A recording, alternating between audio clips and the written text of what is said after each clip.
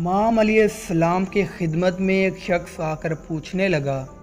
या अली, ज़मीन के लिए सबसे ख़ास पल कौन सा है जिस वक्त की इंसान को सबसे ज़्यादा कदर करनी चाहिए। जैसे ही ये पूछा गया तो इमाम अलैहिस्सलाम ने फरमाया,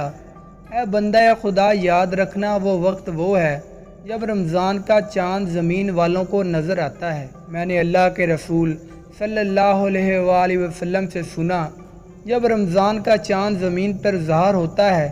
तो अल्लाह दोज़ख के सारे दरवाज़े बंद कर देता है और जन्नत के तमाम दरवाज़े ज़मीन की तरफ खोल देता है। इन दरवाज़ों में से एक दरवाज़ा गैबी इमदाद का है, जिससे वो फरिश्ते निकलते हैं जिनका माथा काफूर का बना हुआ होता है। फिर अल्लाह इन फरिश्तों से फरमाता है कि जाओ ज़मीन पर मेरी रहमत बरसाओ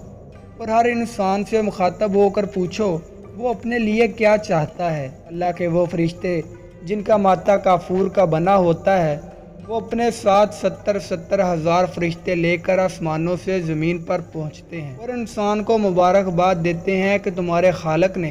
तुम्हारे लिए इस महीने रमज़ान को मुंतखब किया ताकि तुम अल्लाह की इबादत कर सको और अपने लिए वो मांग सको जो तुम अपने लिए चाहते हो। ऐ शख्स, याद रखना, जो भी रमज़ान के चाँद को देखकर 21 मरतबा सूरत फातिहा पढ़कर जो भी दुआ मांगेगा, मुझे कसम है अपने परवरदिगार की, अल्लाह वो दुआ बगैर किसी रुकावट के और बगैर किसी हिसाबो किताब के फ़ौरन कबूल कर देगा। तो उस शख्स ने पूछा, या अली, अगर इंसान की नज़र रमज़ान के चाँद पर ना पड़े तो? फिर इमाम अलैहिस्सलाम ने फरमाया, जब रमज़ान के चाँद के ज़ाहिर होने की खबर भी सुनो